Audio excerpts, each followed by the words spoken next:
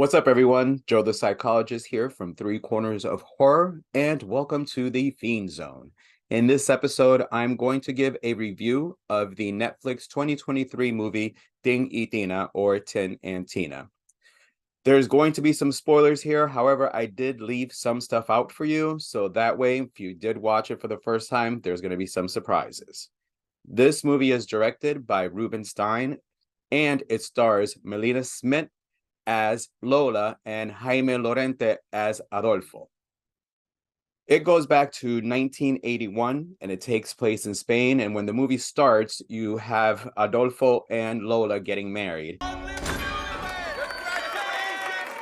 What's wrong? I must inform you, you'll never be able to bear children. It's been 6 months already. You look like a ghost. Look at you. Why don't we go back to our town? No, that's out of the question. I had a wonderful childhood in this house, and our children will be happy here too.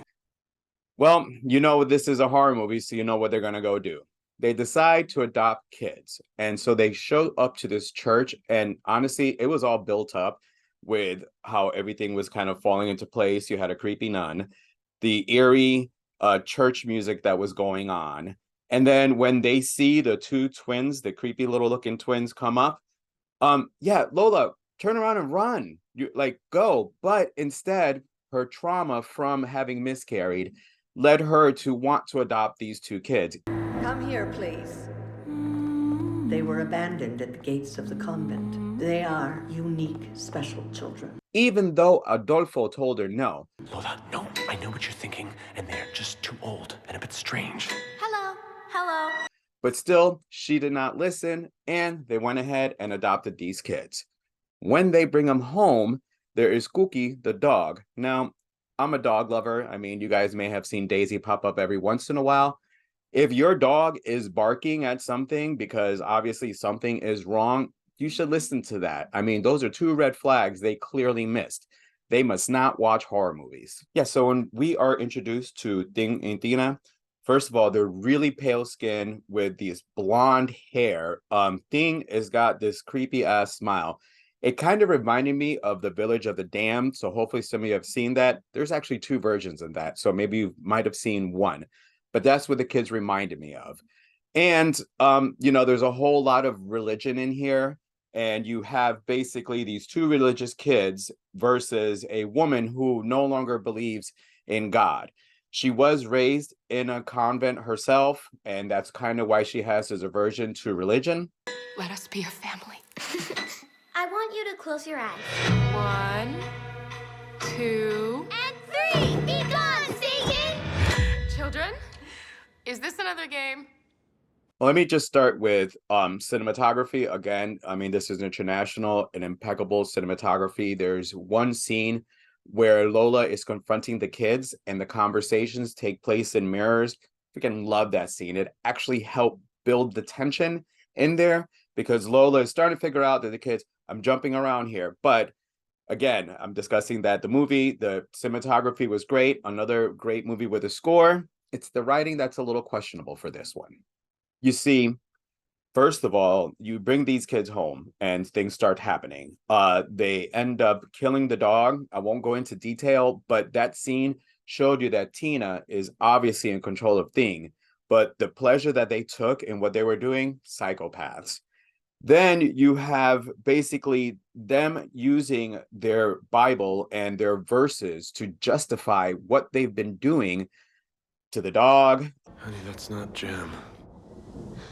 Cookie's not waking up. To eventually a bully.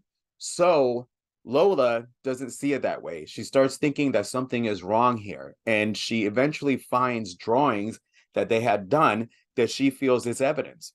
When she presents it to Adolfo, he just tells her it's just drawing from a kid. Like, honestly, if your children did this and they drew it, you need to get some help for them. The kids keep trying to tell her that she'll eventually see God. They play a game about finding God and talking to him. Watch the movie. She sat there, but still she is fighting on this. And they tell her that a miracle will eventually happen. And it did. She ends up getting pregnant.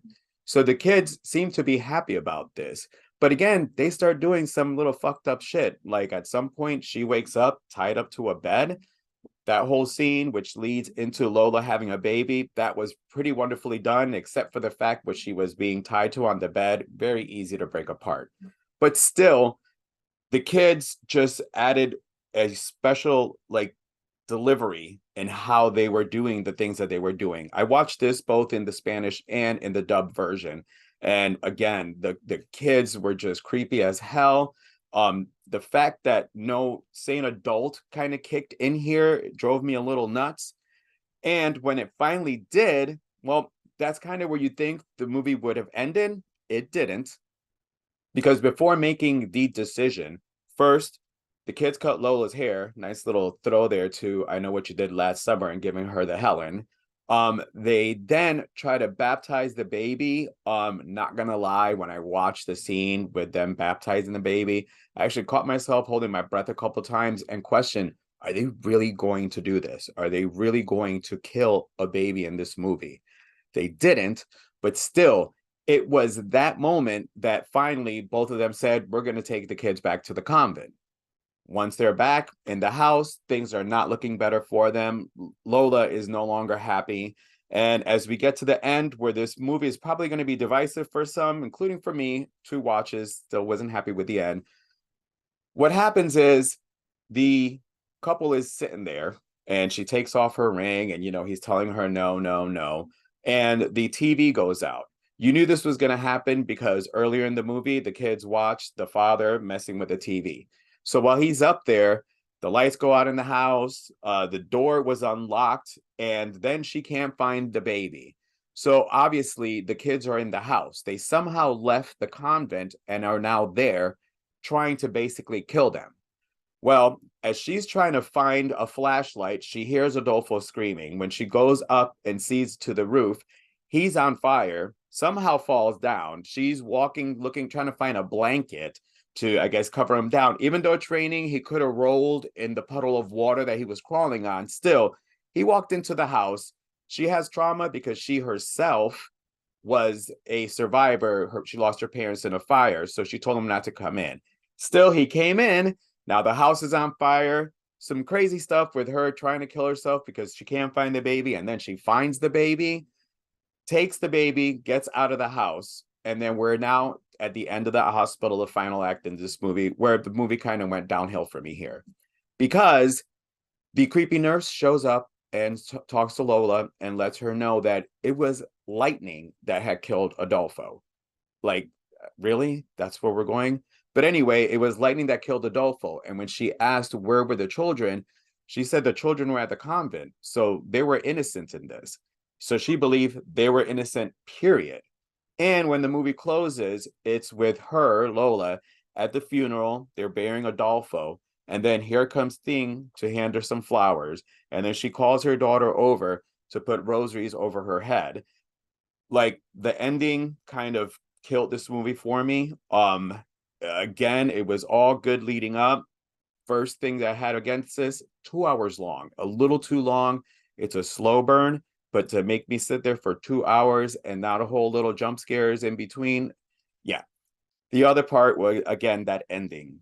I don't like how it ended. I would have gone a different way as far as if I would have been written it, but I'm not writing here. I'm just talking the movies. So my rating for this movie, I'm giving it a 3. I really wanted so much more from it, but again, the final act just kind of killed it for me, and that's why it's going to get that rating. So if you have not checked out the movie, as I said, it is streaming on Netflix. Go ahead and check it out. I mean, I know I gave it a 3. You might have a different look at it, and hey, in the comments section, let me know what you thought was different or was better. Until next time, make sure to hit that subscribe button. Follow for all our updates for all the shows that we got coming up. Until next time, ta-ta for now. But you have to promise that no matter what happens, you won't get up from your chair. Do you promise?